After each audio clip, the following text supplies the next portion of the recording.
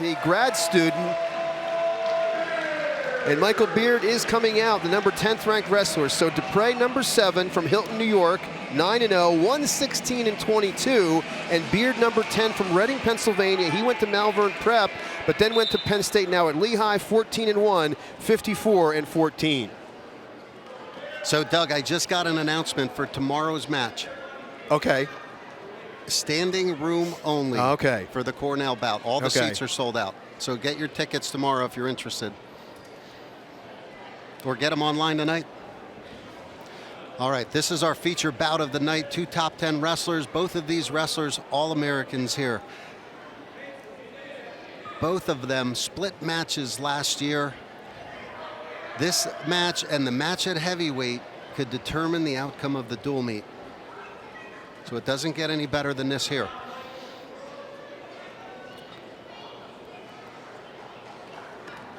DePrez drops right in on a nice single. He's got it sucked in nicely to his chest. He's got Beard up on his feet here. And Beard got a little bit of wrap on that knee there, so I'm wondering how much that's bothering him, although doing a nice job defending, attacking the wrist. And he splits the hands and does not give up position. So good fight by Beard, nice shot by DePrez. Lou DePrez is the EIW Wrestler of the Week this past week. He won his past 2 tournaments.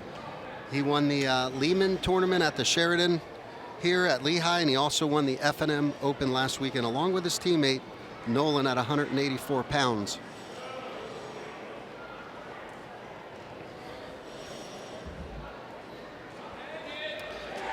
Michael Beard now in on a single. He's got it up very high, and he's got DePrez turned around, and he's going to pick up a 3-point takedown here in the first minute and 45 seconds here. And that 2 good wrestlers like that first takedown is huge and important.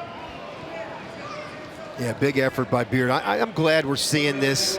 I know that they've got the big one tomorrow against Cornell, but you want to see these 2 go. I mean, DePrez, again, he's a grad student. He's got 116 career wins. He is number 7. Beard is number 10. So this is a big deal. Dual meet-wise, obviously, bonus points are necessary for Binghamton to tie it. They're down 7, but watch this takedown. Beautiful sweep single, and Beard's been known for that. He brings it up so high here, and that was so effective. Getting a big guy off balance like that. And you know, Doug, people might say, you know what, it doesn't matter what I'm seeded when I go to nationals. Baloney. If you're the number 1 seed to get to the semifinals, all you have to do is beat an 8 seed or higher. You don't have to beat 7 through 2. Right. Right? Yeah. So if you're a 10 seed, correct, yes. You got a 7 seed in the preliminary round. Yeah. Right? So yeah, you want to get seeded as high as you can. And then if you're in that top 5, you better be 2 or 3 at 197, because Aaron Brooks is one of the best wrestlers I think we've seen in college wrestling. Yeah, there is a lot looking at the rankings today. There's a lot of talent. What's interesting, too, when you look at that weight, Trent Hidley, who wrestled at 3-0 after 1. Darn it, I'm drawing a blank. Was he a state college kid? No. He was Belfont. No, Headley wasn't Belfont. He's a District 6 kid, I know that. Yeah. But the fact that he's up at 197 already is impressive. He's at NC State. Yeah, that's a deep top part. I thought Brooks is one of the best wrestlers that we might ever see, and he's proven it. He's going to go for his 4th national title. Now, he was one of those wrestlers that wrestled the full season and didn't get to wrestle nationals, so he did not get that extra year. He was a big champ and the number 1 seed. Should have been a 5-time national champ, Aaron Brooks. His only loss recently was last year to the Olympic bronze medalist from Michigan 2 years ago. Another takedown for Beard. It puts him in real nice position now, up 6-0. The other thing, Doug, is you're like, wow, you're up 6-0. But the lead isn't quite as big as you used to think it was, because if they get a takedown, it's 6-3 now. With an escape, it's 6-4. But Beard right now is dominating this match in all of the positions. He's doing an effective job on top here, riding. Well, Hidley's from Mifflin County. I wanted to get that right. Tom Elling, our friend out in District 6 will be really disappointed that I didn't know that one. DePrez, though, you're right, is really battling, and he just got hit for stalling in the bottom position, but textbook ride here for Beard, working to the side, but still able to get that pressure down on the back, not allowing DePrez, and now a stalling warning on top. So take a look here, fights off that shot, nice reshot, and again, see how he kept those feet moving? He didn't try to pull the shot in with his arm, he went right around the back using all knees and feet. Very slick for a 197-pounder. Yeah, worked around the side, fought it off, number one, and then worked around the side for the takedown. 6-0. Over 2 minutes of riding time for Beard.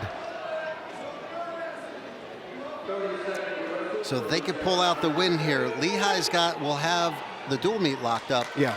But you want to stick around for heavyweight. Yeah, and we're hoping to see, well, we're expecting to see Nathan Taylor. Now, Binghamton has, actually, we're going to see Taylor. Binghamton has 2 wrestlers weighed in here at 285. And Corey Day is the one we want to see, number 19 against number 11. Day's number 19.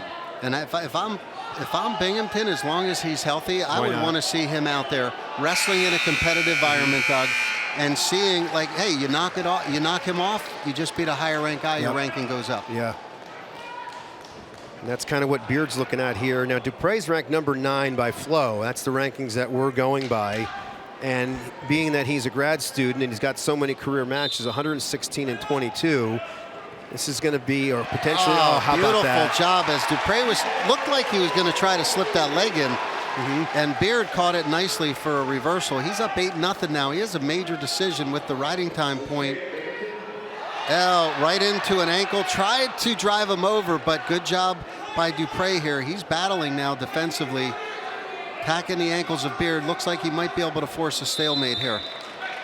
So DePrez couldn't finish last year because of a season-ending injury, just wrestled 12 matches.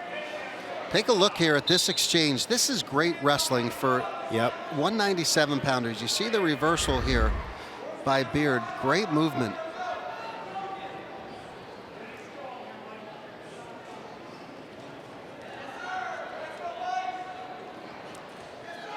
So right now it's a 8-point lead for Beard, which would be a major decision. So he's looking to maybe not give up a takedown or get one himself to secure this major decision. He's in again. DePrez trying to push that head down, but he just drives forward. If Beard steps over, nice. Beard, I'll tell you what, Lehigh's leg attacks tonight are outstanding. See that level change there for a big guy. Now he's got to use a little bit of strength there, but you see how he brings his legs up, and that really helps it, Doug. What's going to be interesting about the duel tomorrow, and you see this flurry continue here as he hooks a leg, picks up that last takedown. Cornell didn't wrestle last night. Lehigh wrestled at 7, and they have to wrestle in, I think it's going to be 18 hours later and weigh in again tomorrow. That's 2 weigh-ins, which is a disadvantage, and you're competing twice in an 18-hour window with Cornell not, right? Does that affect how they compete tomorrow? Right now, as long as their weight management is good, I don't think it does. And I like the way they're wrestling. They're coming off a break here, coming off the holiday. It's a good time to rest. And they look fresh. Yeah, they look good tonight. It's a lot of confidence for sure. Now, remember, too, we talked about this earlier, that Stanich didn't wrestle at 125, so he's expected to be in the lineup. Well, he'll be in the lineup tomorrow, so they'll have a fresh guy. And he's going to see a local guy from Cornell, Brett Unger. Yeah, well, he was at Jersey, they went to Notre Dame. Yes. Right, Hunter and Central, then Notre Dame, yeah.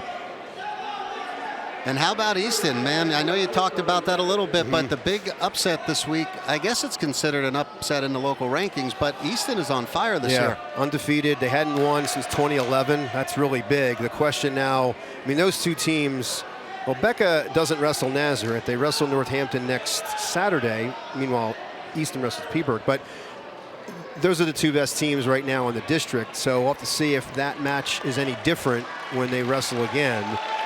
11-1, 12-1 with the riding point. How about that? Wow, convincing dominating, I would say, for the most part, performance there.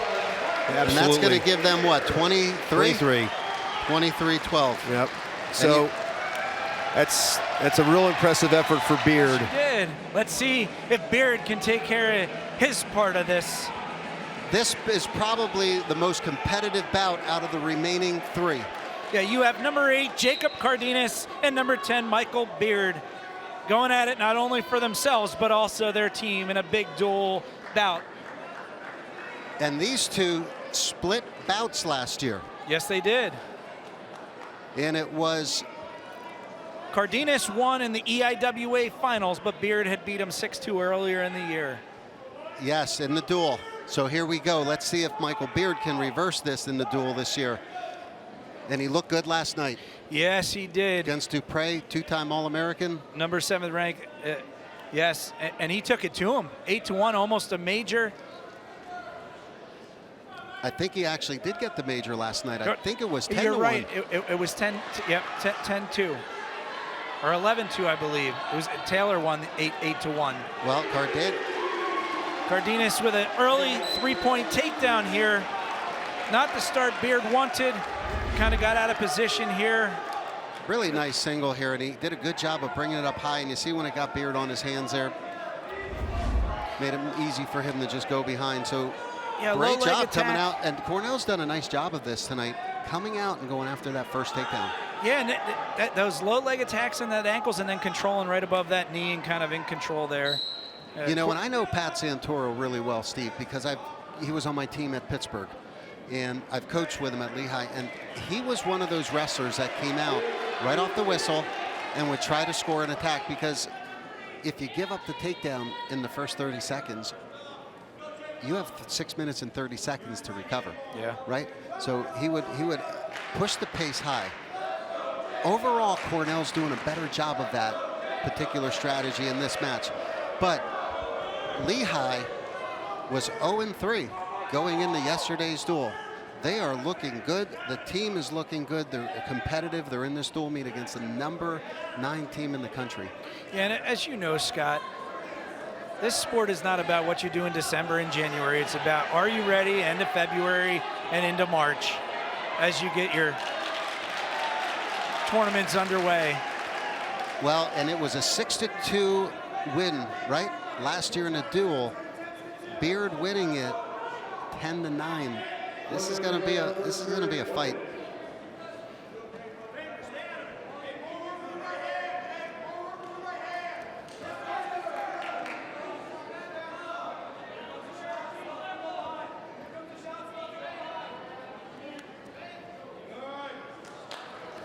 Oh, great level change in leg attack. Can he score here? There's this 3-point takedown. He's got to work up those legs, and he is. With 30 seconds left, 4-3 Beard. They want stalling. They want stalling, crawling off the mat here. Beard now working on his riding time. This would be huge to ride out this first period. I wonder if there's going to be a discussion about this. Take a look here on Here's this this takedown. level change. Wow, what a great job. And Cardenas just didn't meet that level. And as he's working up, and you know, this is kind of a little bit of a natural reaction though too. As somebody's working up, you want to be kind of moving forward, right? Absolutely. Keep your hips free, get some space. He didn't crawl all the way off the mat. I kind of like that it was a non-call there. You don't want to call like that to determine the outcome of this match unless it's absolutely obvious. But one of the things that's impressive about two 197-pounders is their shot to finish time is awfully quick for big guys. Yeah. And both of them. That's what this sport has become. Not just the strength and the power, but the athleticism. First period, Michael Beard up 4-3. He surrendered that first early 3-point takedown, got the escape, and got his own takedown.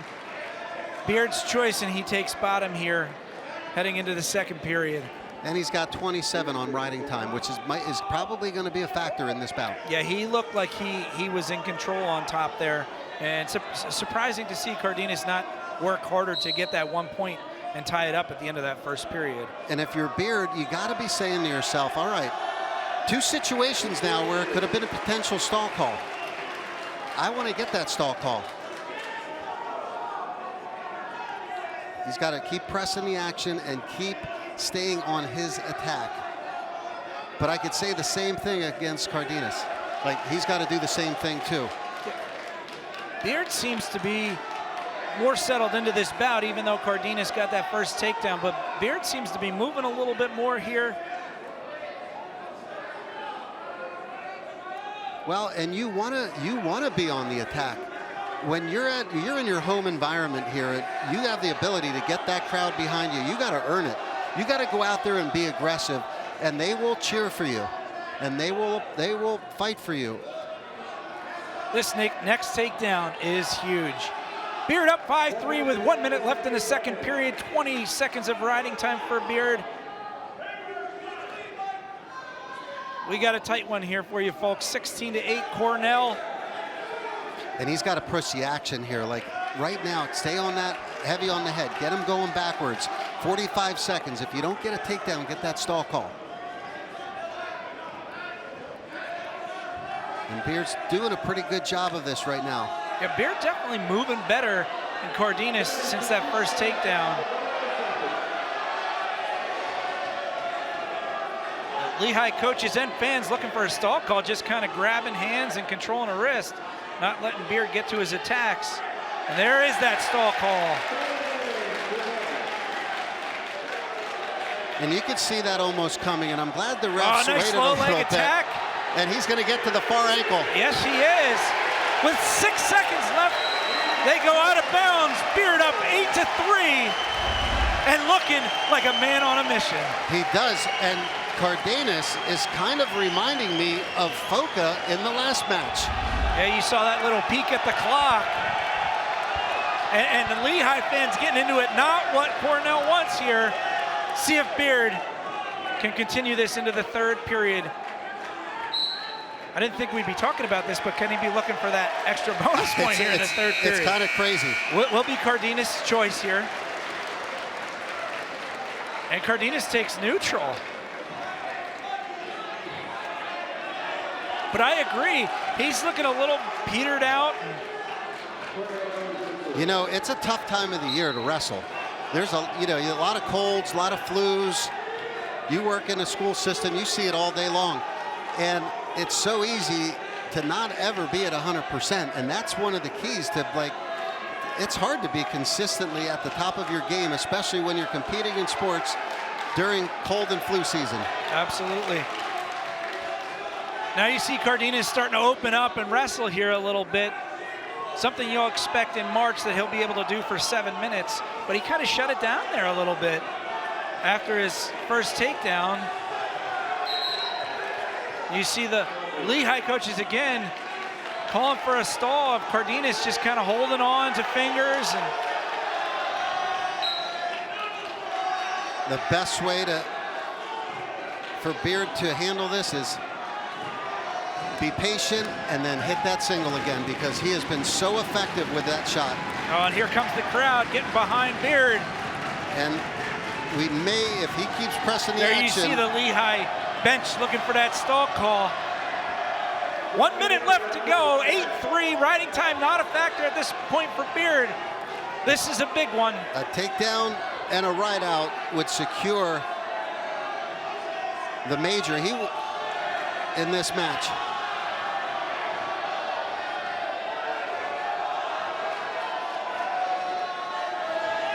Very shortly, you got to see Beard getting on that offensive. There it is. There's that second stall call. Cardenas playing the edge. He could get another one. You know, I sense that Beard is anticipating some type of counter that Cardenas is trying to draw him into. I can't imagine Cardenas would shoot here because he knows he's waiting for it.